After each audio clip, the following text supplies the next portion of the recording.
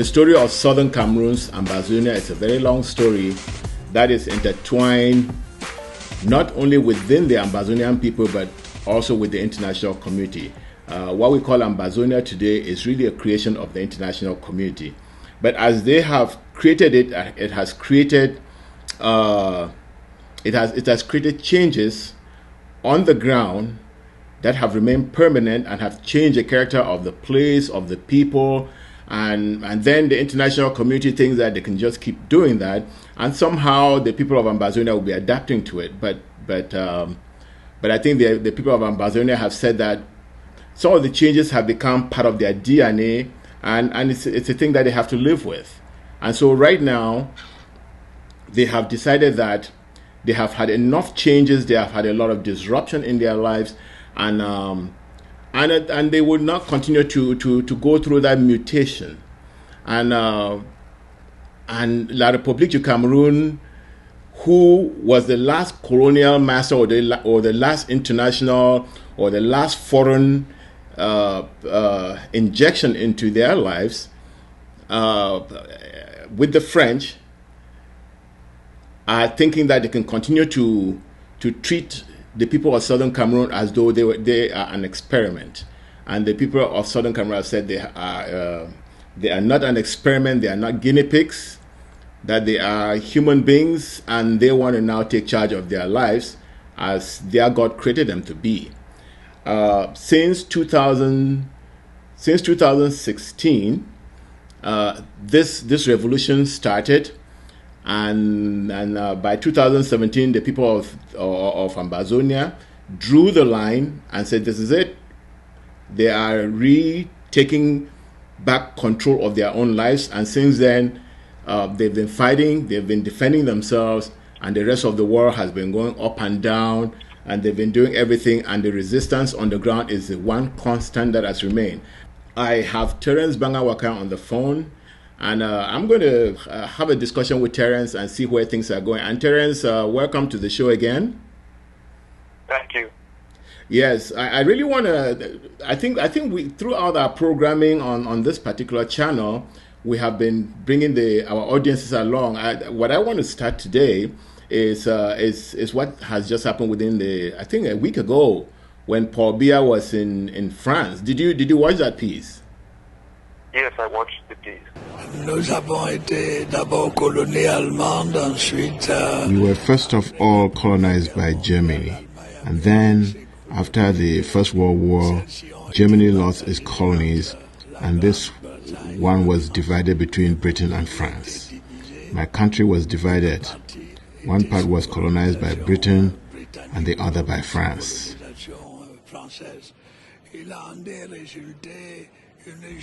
We were faced with a juxtaposition of two cultures and civilizations, and this made things delicate. We did all to bring equality of the two languages, the English language and the French language. But the mentality, the educational system, the judicial system were different. We therefore had a conflict and decided to give to the part of my country that was colonized by Britain a special status. But it will remain within the unity of the nation. This is the problem we have resolved. We had the possibility of integrating it directly into the Francophone system, which was the majority of the population, 80%. But I believe they have held on to their own identity, and that is why we have instituted this in the Anglophone zone. But they will remain within the territorial integrity of Cameroon. Mais elle reste dans l'intégrité territoriale du Cameroun. And let me first of all get your take on what you saw or what you heard. I heard a man who went to France and lied. He lied that French Cameroon was the successor state to the German entity called German Cameroon. In that lie, he assumed a position which has been expressed by French criminals. I call them French criminals because they have exhibited with evidence that they committed a crime by annexing the southern Cameroon to La République du Cameroon. So he continued in telling that lie that as the successor state to German Cameroon, they have the right to assimilate the people of the southern Cameroon. If that were so, he would not have acknowledged his failure to carry out that criminal action of annexation. Okay, why don't you state so what is the truth as different from that lie?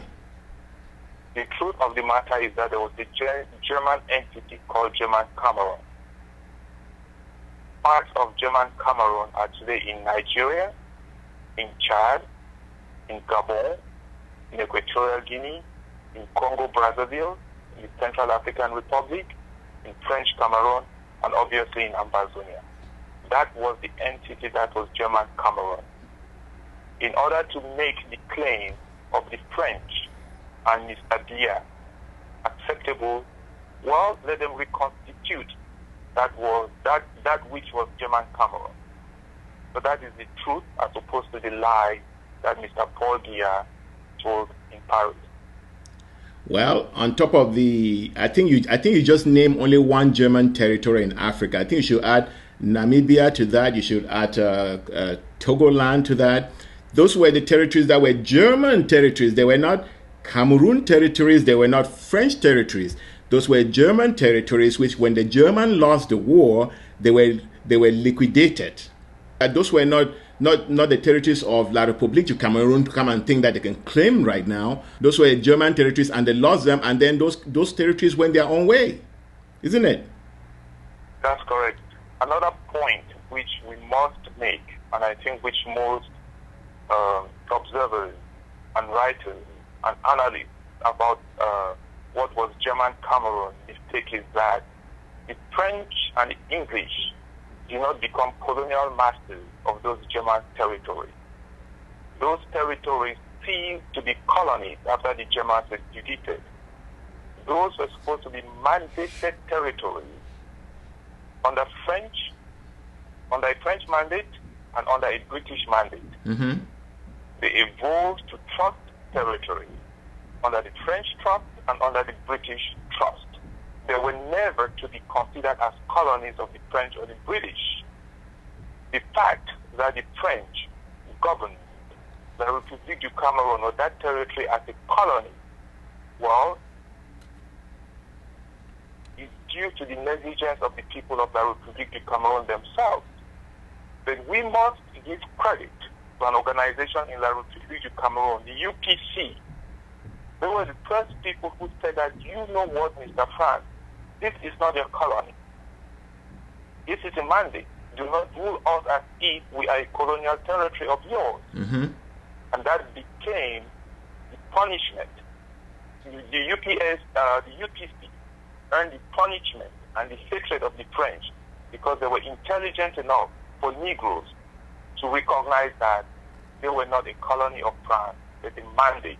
And they were not supposed to be governed like a colony. They should be governed like a mandate. Yes. And on the other side, if you study the history carefully, you will notice that the British also made an attempt to append British Cameroons into Nigeria, yes, which the League of Nations refused. And that's why they had to recreate what was the British Cameroon. We were never supposed to be colonies of either the British or the French. We were supposed to be mandated territories which graduated to United Nations Trust territories and were supposed to be led to independence. Yes. That is the accurate history, and that is the history that either Mr. Biya does not know or pretends he doesn't know. No, I just want to go back to one thing, and I want to make this point, and this will be the last point I want to make about this whole La République thinking that it is Germany to reclaim its territory. I think lawyer Bobga has made the argument that there were a lot of satellite territories that were part of German Cameroon.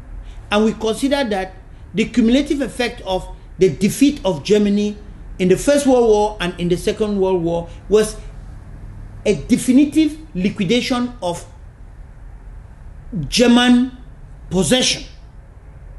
Otherwise, if they want to go into the theory of restoration of German Cameroon doggedly, then it should be restored and given to Germany, not to France. So here we are. The people simply had an expansionist policy and they were willing to assimilate Southern Cameroon. So it plays out on the 30th of September, the eve of the date slated for emergence to independence of Southern Cameroon, for Southern Cameroon's emergence to independence. How did it work out? As soon as Southern Cameroon, East Cameroon was independent, well, the Republic of Cameroon, La République du Cameroon became independent, Britain was one of the first to post their ambassador there. And he was charged to seal the deal that had been struck between Champs-Élysées and Buckingham Palace over Southern Cameroon. That is to say, the normal legal procedure in liquidation of an agreement, particularly in this case, a trusteeship agreement, was never respected. If La République, if we claim that La République, that the history of Ambazonia is tied with the history of La République through a German, then those territories should be reconstituted and given back to Germany, not to somebody else. But I like the history that you just went through in terms of these being either mandates of the League of Nations or trust territories with very specific rules or laws or ends to these territories. But would you say that for some reason people want to conveniently forget about this, partly because just like Mitterrand said that in Africa or in places like Africa, genocide is not important. In Africa, the law is not important. Would you say that? I would say that. But in addition to that, there's something which I think is very sinister, which is at play here. You have an interest in that part of Africa, which is defending the benefits of colonial occupation, of colonial legacy, right? Mm-hmm. The greatest benefactor of the colonial legacy in this part that we're talking about is the French. It's a European entity, right? Mm-hmm. And what is being defended globally is an idea, it's a philosophy of white supremacy. Let us go straight to the point. It's a philosophy of white supremacy. Because here you have white people, French people, Europeans, who are looting both Ambazonia and La République du Cameroon, using a tool in the name of Mr. Paul Biya, who could care less about his people, who doesn't talk to them, who doesn't address them, and then goes to Paris and tells a easily discoverable lie. You know what I'm saying? Mm-hmm. What I'm trying to say is that there is an interest of the European, of the French especially, at play here.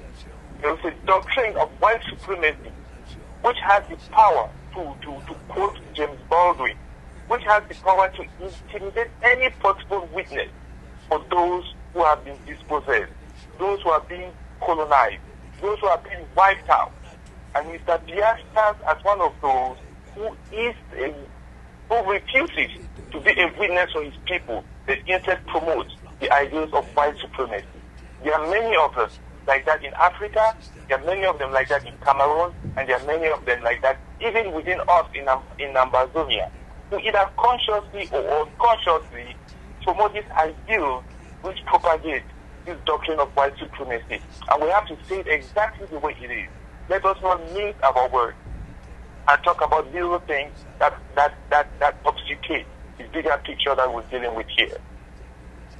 Now let's. I really thank you for that expansion. Let me ask you this. So after the lie, and you notice that nobody corrected him, nobody corrected Paul Biya in Paris about that lie, but I think we've just done that.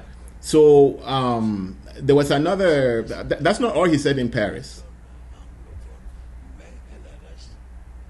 Could you repeat that, please? I said the lie you just expanded on is not the only thing that Paul Biya said in Paris. What else did he talk about? Because really the question was for him to address the situation in Ambazonia. Yes, but when you start by telling a lie, then how do you propose to remedy the situation? Remedies rely on facts, on truth, right? Yes. So he started by telling a lie and then proposes a remedy which is based on a lie which will go nowhere.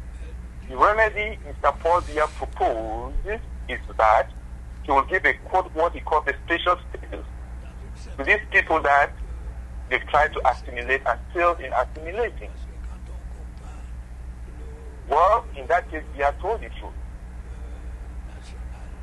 Let's give him credit for telling us the truth, but it's not a truth that is new. In one of the my appearances on esteemed people, we read the quote from Mr. Pierre Messner in his memoir, where he acknowledged the crime that France and Britain committed. In his memoir, in his arrogance, in the pursuit of that doctrine of white supremacy, he said French experts carried out the annexation of our country. That's a crime. That's a crime that Biya wants to perpetuate. No, I think Paul Biya admitted to that, and he admitted. Did you think he admitted to it in error at the point of weakness? Because he was obviously rattled, and he said it himself that he was rattled by not allowing him to read from his script. Can you speak in the mic, please? No, speak here. Yeah? No, it's okay. It's okay. Speak. We can hear. We can hear. Yeah. Speak here. Understand me? So I am completely embarrassed because I brought some words to say. I would like to do this. Yes, Mr. President. Can you want to make a statement, please? 2 minutes. 2 minutes? 2 minutes, Mr. President. I know you are a president, but here we are all equal. If you don't mind, I hope you don't mind. This is civil society organization. For a moment, we are bosses. Oh. Please. Oh. Paul Biya is a Frenchman in black. He thinks as a Frenchman. The generation of the Paul Biyas were identified, groomed to work as tools for the French establishment. That's what when he's speaking in his mind. Subconsciously, he's speaking as a Frenchman. They used to call themselves nous les petits Français. I've seen a video of Semenge calling himself that. Semenge is the man who was conducting the beheading of fellow Africans during the so-called pacification campaign. Yes. He calls himself nous les petits Français, right? So yes. They're French people. That's the way they consider themselves. They are cosmopolitan, right? Yes. They're these cosmopolitan European people or French people who are out there subconsciously promoting this idea, this doctrine of white supremacy. And that's what we are against. And that's what we do not want our people to buy into this. We certainly do not want our brothers and sisters in La République to buy into this. And we definitely do not want our Ambazonian people to buy into this by subscribing to this nonsense called a spatial status. Who gives them the right to give us a spatial status? And that's where I was going to go to. Just like we corrected the error in his restating of what history is supposed to be. Does La République? Let me ask you this though. And I think that Paul Biya is stating something because I see the Ambazonian people almost seeking for solutions from La République. Should we be seeking for redress of the Ambazonian problem through La République? I say this because I think that La République and the French are beneficiaries of what the British and the UN did, even with French corruption. But the French were corrupting in the back. The authorities that were responsible for justice and for giving what Ambazonia deserves were the British and the UN. So should we be appealing, or should we be negotiating with the French or with La République, which is a colony of the French? We should not be negotiating with the French masquerading as La République du Cameroon. If you have a little chicken coop and a fox comes in, you expect the chicken to go and sit at the table with the fox to negotiate with? You expect a third party to come in and say, okay, Mr. Chicken and Mr. Fox negotiate with it? The chickens are going to end up being eaten by the foxes, right? Yes. Now, we're going back to the United Nations. I think that is where we should go, to the United Nations, or to any other third party that has the willingness and ability to give us justice, to reverse what Pierre Mesmer described in his memoir, that in 1961 they annexed the Southern Cameroon. Yes. And they used Pumban. They used Pumban as a front to carry out that annexation. So at Pumban, at the table was supposed to be the United Nations Trust Territories of the Southern Cameroon under United Kingdom Administration. United Nations Trust Territory of the Southern Cameroon under United Kingdom Administration. Neither the United Kingdom or the United Nations, which were part of the nomenclature of that territory, were present in Pumba. Mm-hmm. They had made a deal to annex our territory to La République du Cameroon. The French have confirmed it. They confirmed it in saying that we became a little gift to them from the Queen of England. That is a crime that has to be reversed. It's not up to the French to reverse that. It's obviously not up to La République du Cameroon to reverse that. The international community or the United Nations, if want to be a little bit more specific, or any other third party, maybe the British, if at some point they develop a conscience, can step in and help us regain our humanity.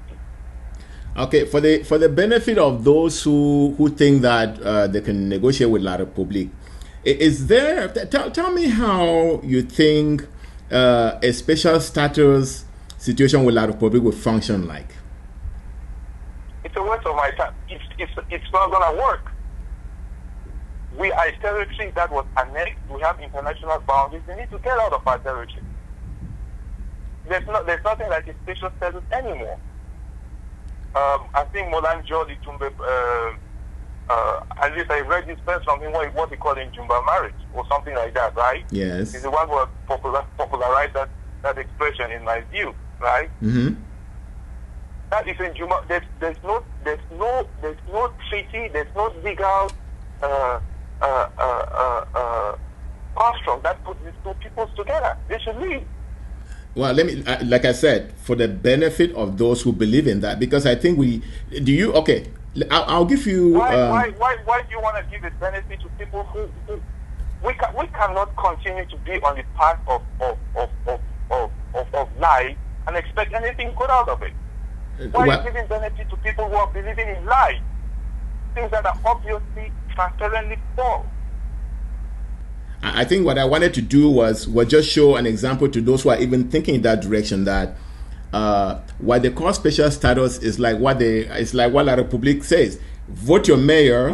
Those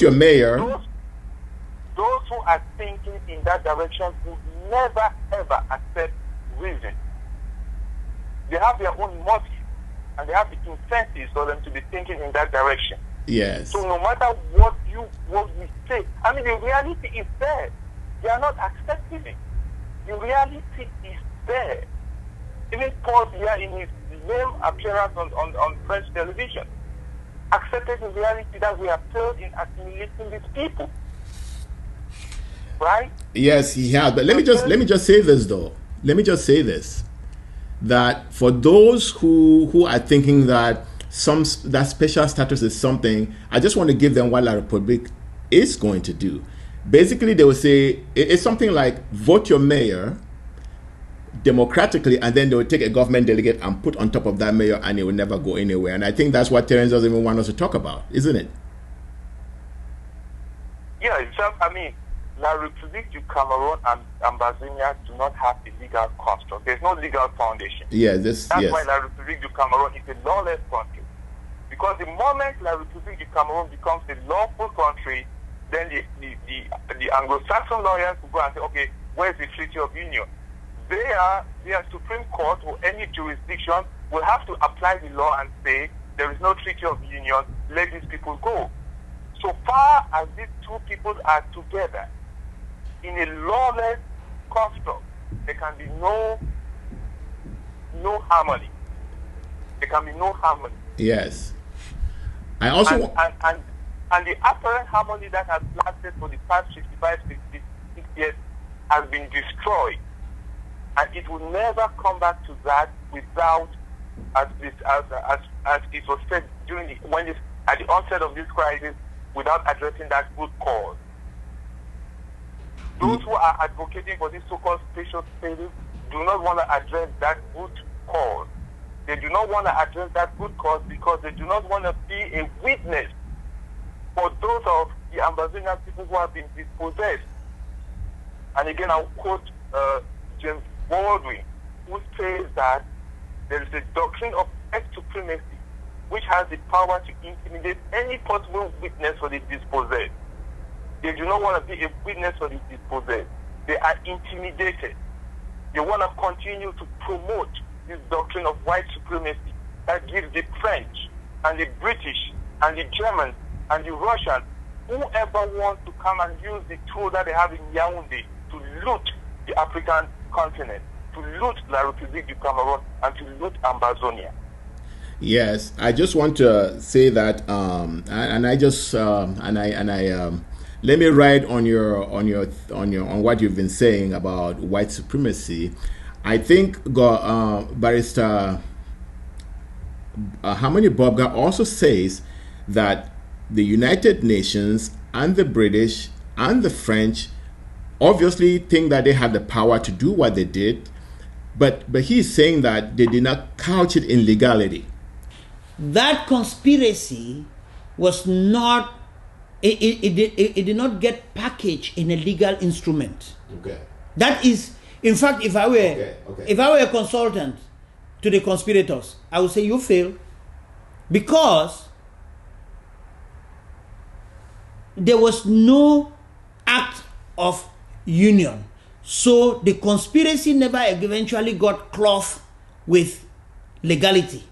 And it never obtained legitimacy because from day one, in spite of the oppression, the suppression, as has been manifested recently, Southern Cameroonians have never had a split second that they have never rejected their assimilation.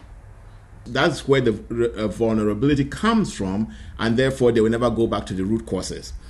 From what we just said, it sounds like the whole thing about the Swiss talks, it's almost like mute now. It sounds like we've almost made it redundant, even talking about it. Yes, we've made it redundant, by addressing, the first issue that you brought up. But I want to say something. You did mention the DNA, about the people having a DNA. Yes. Right? Yes. In your introduction, and I want to go back to that regarding the Swiss song, right? Mm-hmm. We have to understand the DNA of the Swiss, who are now positioning themselves as a neutral party. We have to examine the DNA of the Swiss, mm-hmm. who are now positioning themselves as a neutral party. When I heard about this Swiss initiative, mm-hmm. one of the first things that I did was to do a history of about the Switzerland. Switzerland has a certain image in the world, right? Mm-hmm. I mean, they're obviously known for their banking laws and secrecies and the things that attract a lot of quote-unquote dirty money to be housed in Switzerland. Mm-hmm. But as I was researching the quote-unquote DNA of the Swiss, I came across a report written in 1996 by the World Jewish Congress, which was investigating the role that the Swiss played during the Holocaust. And I want every Ambazonian to check out the DNA of the Swiss. Because at the end of that process, the Swiss, according to that report, had enriched themselves, not just from the victims of the Holocaust, but from the perpetrators. I really do not want to go deep into that report, but it shows the Swiss as not being neutral at all. And I question the neutrality, I question the motives of the Swiss in this process. And given what has come out within the last 2 to 3 weeks, especially the presentation made by somebody who was an integral part of that Ambazonian party to the Swiss process. Yes. That this was engineered by individuals in La République for the benefit of the French. I think you're talking about Jamba Akuru. I believe that's the gentleman. Jamba Akuru and his connection with Ellie Smith. I believe that that's the individual who made that report. Yes. You know what I'm saying? Yes. So after reading, and by the way, the title of that piece, if any one of our viewers want to go check it out, it's called "The Sinister Face of Neutrality." The Sinister Face of Neutrality. You could Google it. The article will come up. The report will come up. Oh, you mean the one that the Jewish report?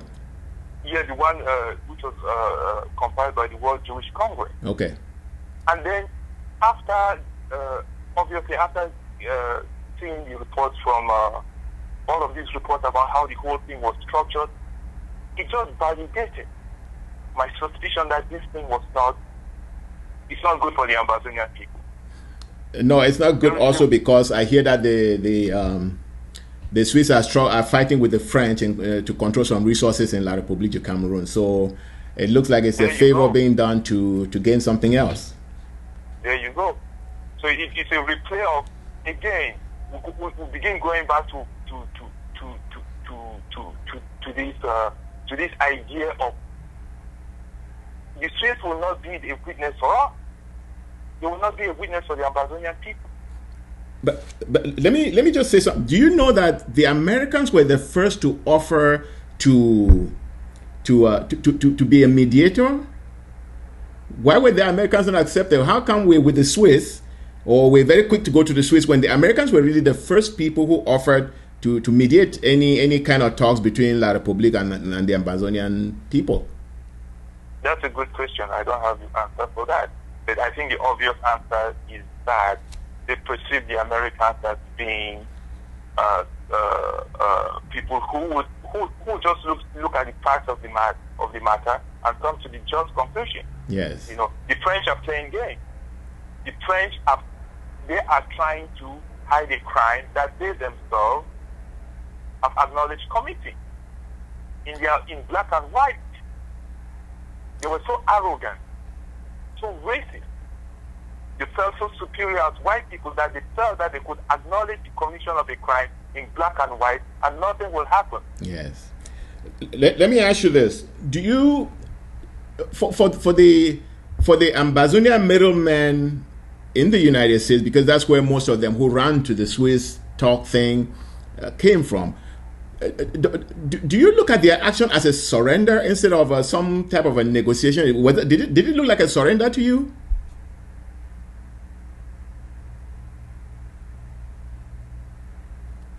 The short answer is yes. If we believe what the gentleman said, if we believe what Mr. John Bakuru said, it's a surrender. There's a surrender by people who are not fighting the war. And so it's a surrender by people who are not involved in self-defense of people in Ambazonia. Yes, and let me. So I look at the whole thing like a charade. You know what I'm saying? Yes. And I want to clarify why it came to my mind that this looks more like a surrender. Okay. I was watching a piece by Ndumu, this government delegate in Bamenda. He was on Commercial Avenue with surrounded by military men, and he was kneeling down and begging the Bamenda people to go back to their farms and all of that. I go on my knees and I beg on the population. I beg we brother them. We brother them for Northwest and Southwest. The killings where we don't kill we own people then. The suffer where we don't suffer. We begin to know to go to school. See, just mere resistance has brought him kneeling down in front of the Ambazonian people. And here La Republique sits, they haven't asked for peace, they haven't asked for anything, and people are running to Swiss they bought into the Swiss thing, and they throw in their weight, and La Republique has said, I didn't talk about peace. You see why the whole thing looks so lopsided?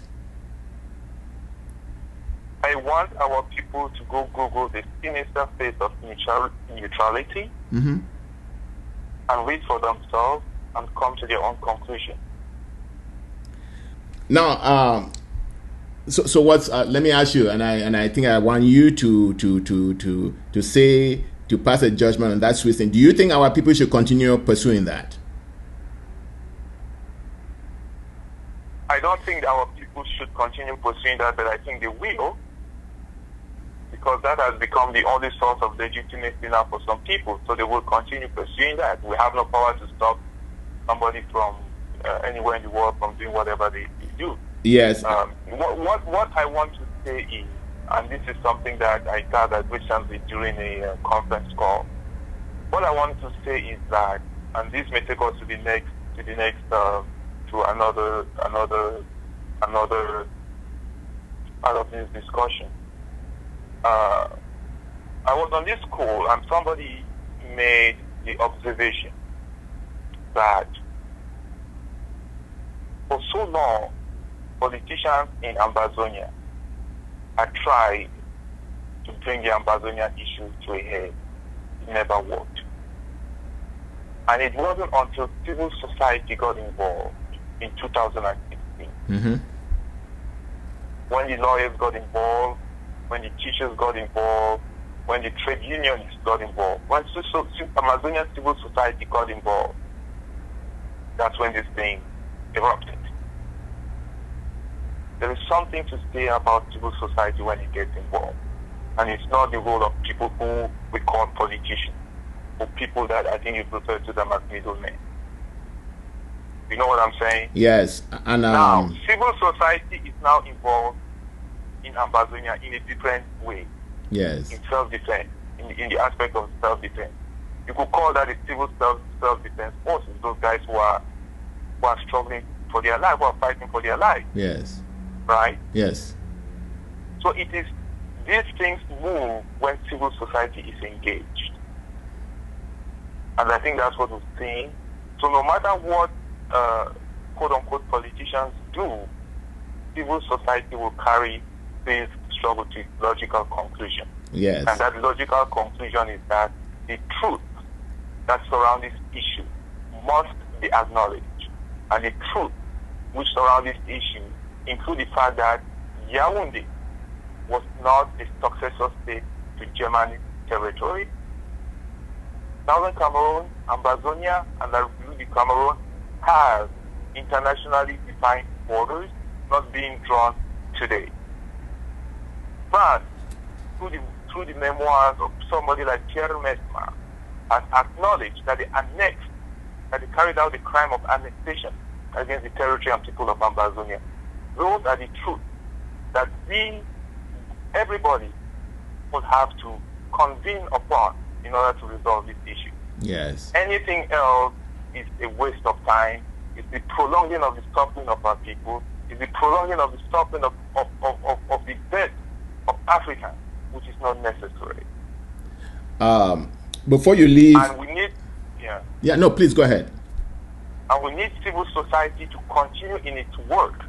When I talk about civil society, I'm talking about civil society in Ambazonia, even under the very difficult conditions that they have to operate, and what I will now call civil society outside of Ambazonia.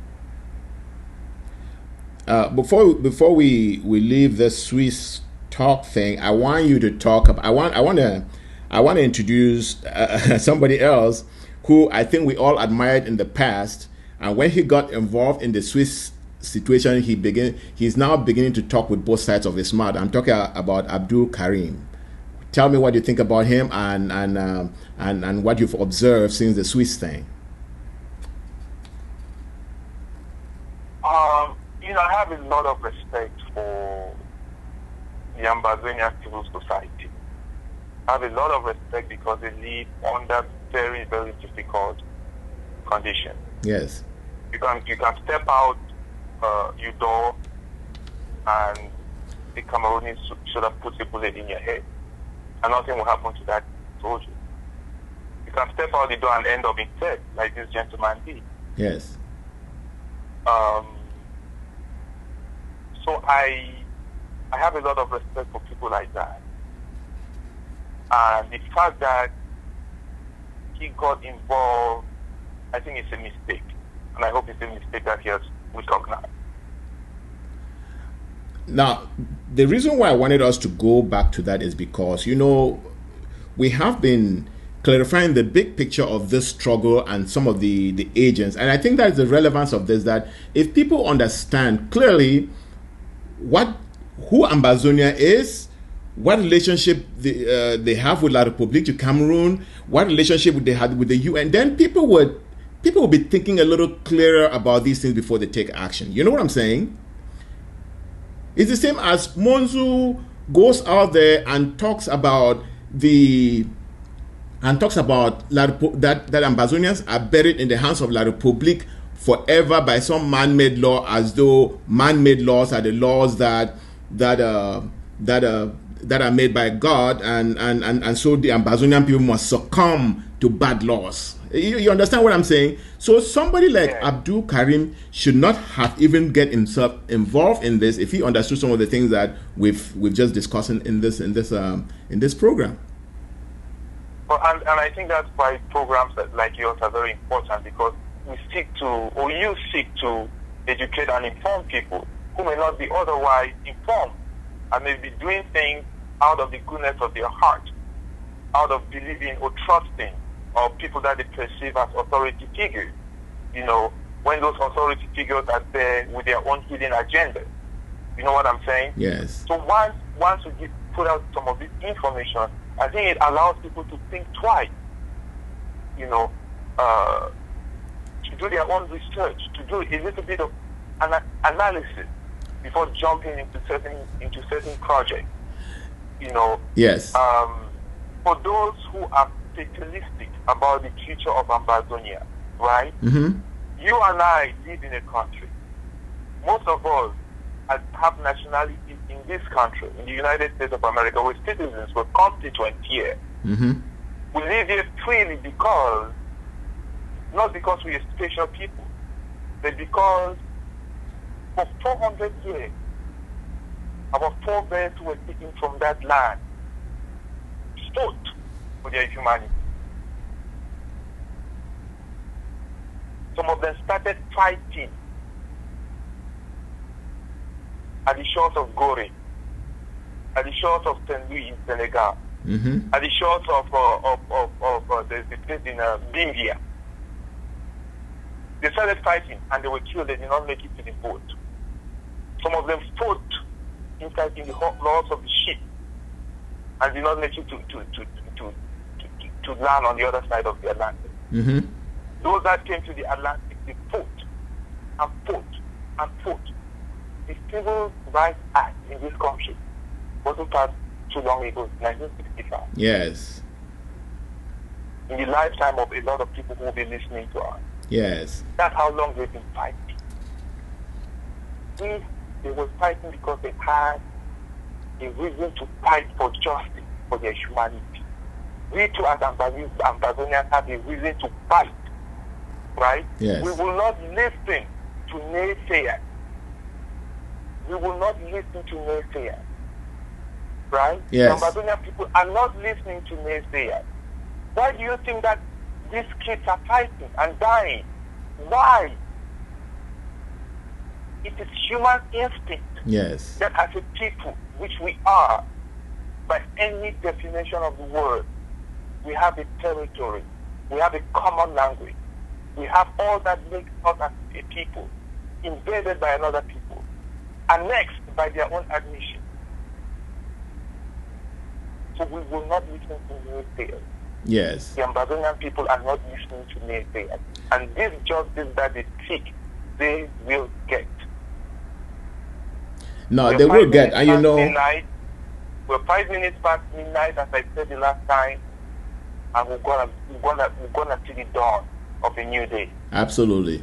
So you know, when I was talking about Monzo acting as though La République and the UN are our gods, I was thinking about where you've brought me now in terms of the struggle of slaves in getting to the United States. And while in the United States, I was thinking about Martin Luther King fighting Jim Crow laws. And he did not say, oh, it's in the law books that you have to be a slave and that you can be owned by somebody else. They fought that bad law and they won. And so anybody who thinks that they can say, Ambazonians, you are now in prison forever because there is some man-made law in the book, is an idiot.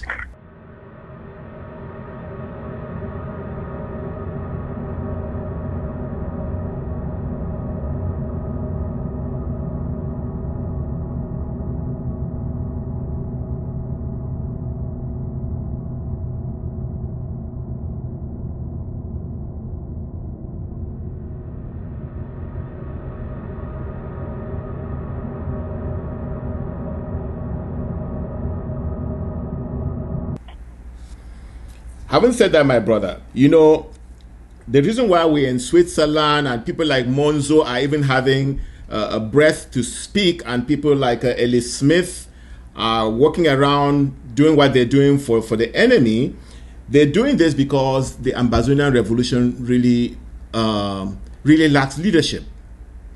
I think we've exhausted, we've spoken very clearly in this on this platform that it was wrong for the Ambazonian so-called leadership to go form a government. And obviously when Siseko and his team were picked up, that government thing obviously went to anybody who claimed to be an Ambazonian. So it fell into wrong hands. It fell into hands where what you just mentioned as the Ambazonian civil society in the diaspora contributed a lot of money. They stole the money and they went and surrendered to La République in terms of Swiss talks.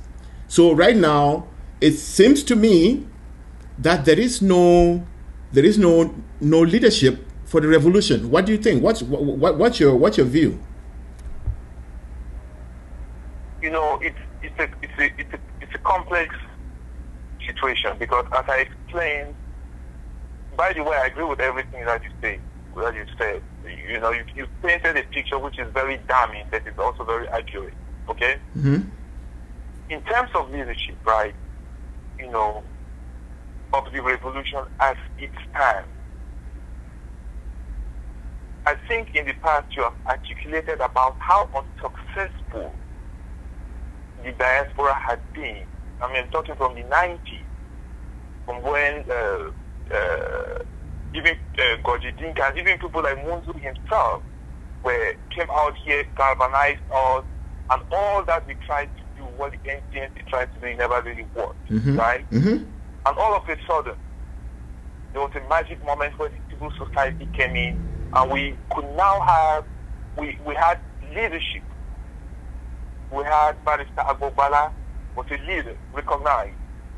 Dr. Fontaine was a leader, recognized. Mr. Tatan was a leader, recognized. Barrister Bobla was a leader, recognized. It Mancho BBC. Organic, right? It was all organic.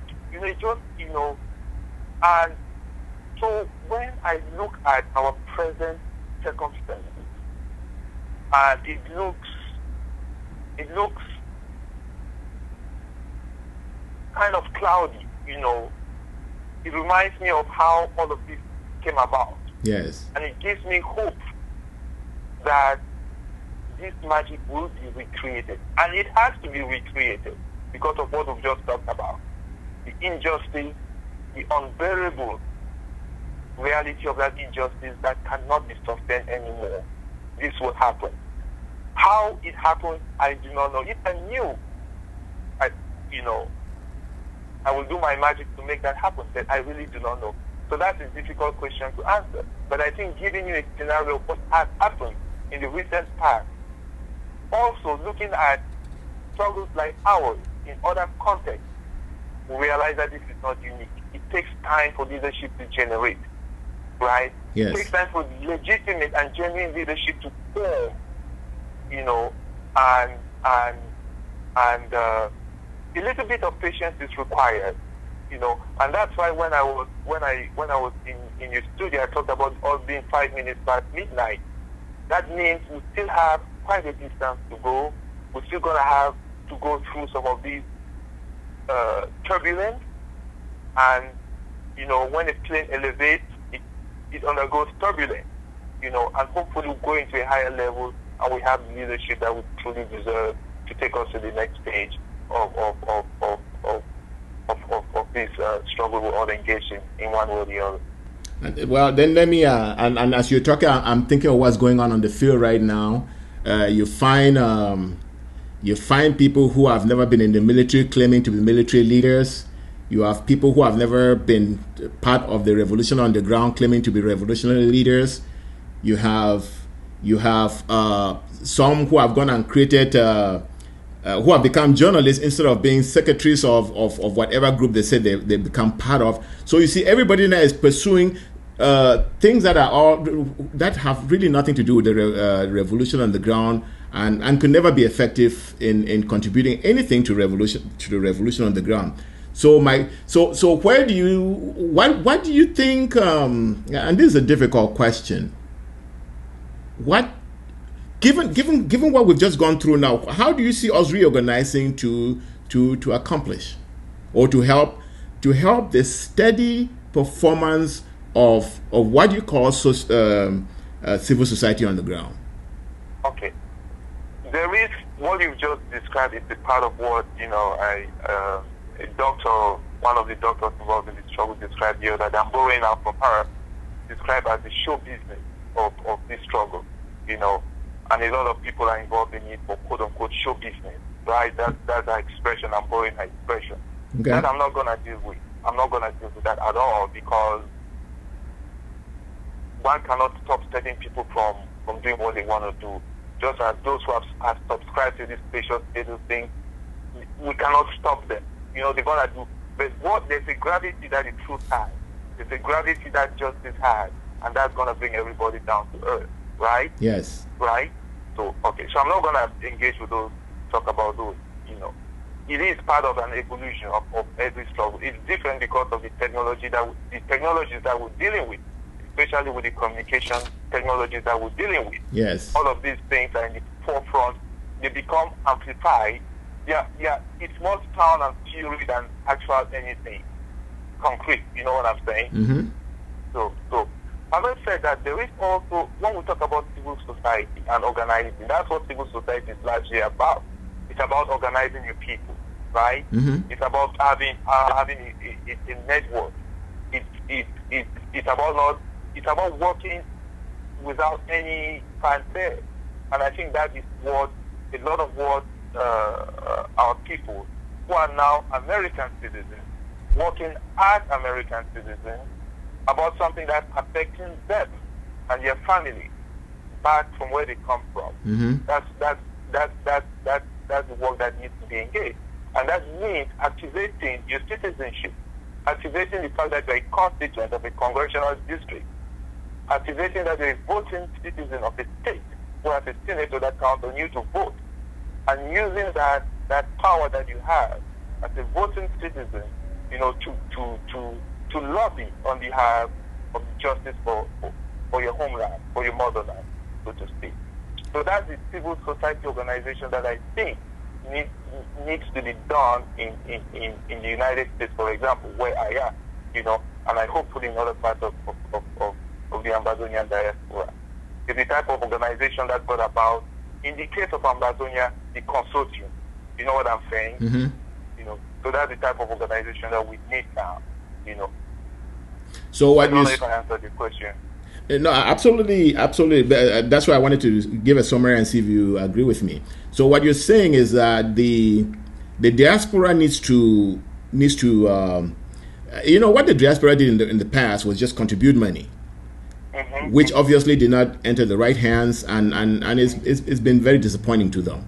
What you're saying right now is that they now need to be politically engaged with their own communities and with their own representatives, and find partnerships that would partner with some of the forces on the ground to accomplish for the Ambazonian people. Obviously, there still need to be coordination in the diaspora. There still need to be one central authority that coordinates all the activities in the diaspora, and some central authority that coordinates the activities on ground zero, so that these two can then work to accomplish for the people. Would you say that?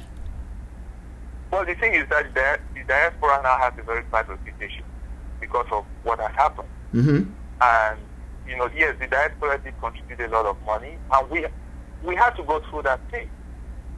It was a necessary phase that we had to go through. If the diaspora had contributed this money and it went for an effective, went towards an effective use, I think the money would still be flowing, right? Yes. But because, I mean, there's a perception now that the funds that was contributed by the diaspora was misused, you know, that is no longer the case, right? So that's the phase that the diaspora had to go through of supporting what they perceive as their brothers and sisters and families back home by contributing money to help them defend themselves, right? Yes. So they had to go through that. The next phase now is what I'm just talking about. It's about organizing. It's going to be, you know, us using our citizenship in various countries around the world to organize politically within those countries. Yes, I did get that. My question is, they still need to be. I'm coming to your. Okay, go ahead. To your point, right? Okay. So it is. So when you start organizing, and I can speak out of some experience, when you start organizing yourself, then you begin to identify who is good at doing what. That's how a new leadership emerges. That's how an organic leadership emerges. That's the way I see it happening. You know, you have to have a troop of organizers who do the work, a troop of activists who do the work. And when I talk about activists, please do not confuse it with what happens on social media. I'm talking about people who will go to their congressman's office and schedule a meeting and do a presentation, who will go to the senator's office and schedule a meeting and do a presentation. When you have people like that who are doing that, in the case of the United States, in all 50 states, right? And you're getting together with 1, 2, 3, 5, 10 people, and you begin to build this network, this civil society structure, this organization, right? All these people begin to identify, you know, person A, right? He has the resources to go to 3 states in 24 hours. Maybe he should be our Secretary General. You know, person B is very good at writing and doing this. Maybe he should be our spokesperson or whatever, right? So you get this organic leadership job, and I think that's what is going to happen. I think there's been too much emphasis on bringing people together and electing people and say, okay, you go do this. That is not. We've tried that multiple times. It failed, and I think that's why it is going to take time.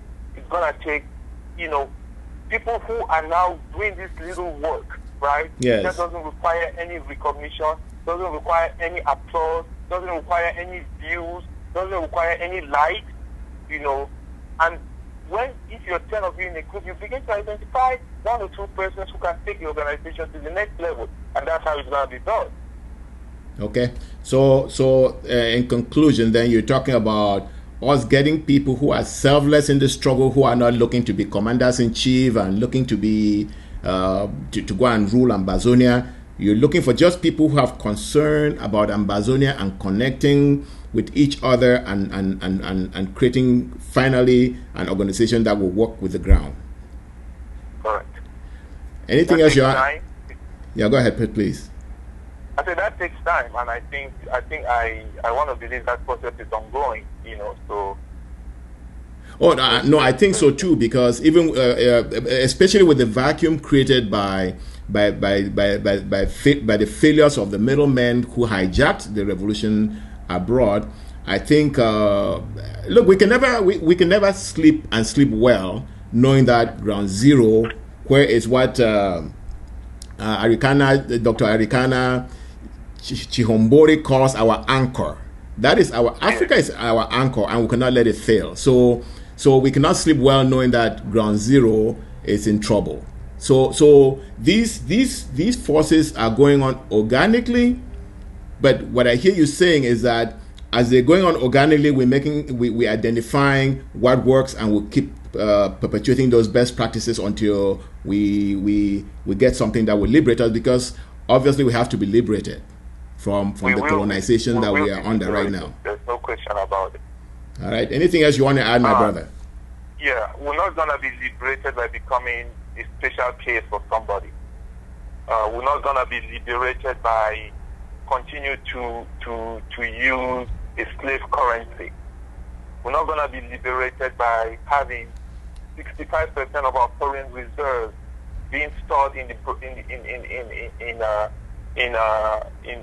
operations account in Paris. We are not going to be liberated by being in this cocoon of a French slave, by being a trans-African. We're not a trans-African. We're Ambazonian. That's the distinction we're making. There is no way the Ambazonian people will accept what Mr. Bian called a special status. And let me borrow from Pongoji Dinka. We will not accept, the Ambazonian people cannot accept a special status from people who are politically backward, who are politically primitive. No, he actually called them bandits. Bandits, yeah, that's what he called them. Yes. You know, and as I've said in the past, before they came in and took complete control of our land, we elected 3 prime ministers. 3. The first in Africa to do that. Yes. And transition power without any problem. They've not been able to carry out one successful election. Bandits. They want to give us a special status. Terence, I really want to thank you for picking up my calls again, and I think your insights are very relevant to our struggle, and thanks for sharing your knowledge. You're welcome. Take care.